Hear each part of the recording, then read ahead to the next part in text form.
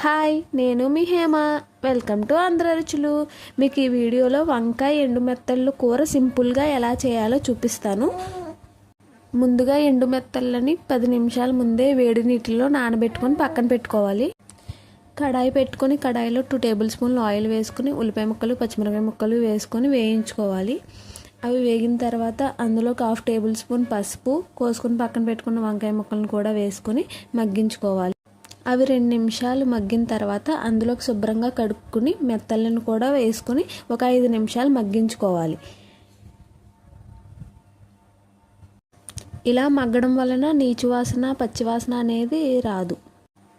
మగ్గిన తర్వాత 2 టేబుల్ స్పూన్ల కారం, తగినంత ఉప్పు, తగినన్ని నీళ్లు వేసుకొని ఒకసారి బాగా కలుపుకొని మూత పెట్టుకొని మీడియం ఫ్లేమ్లో కూరని ఉడకనివ్వాలి.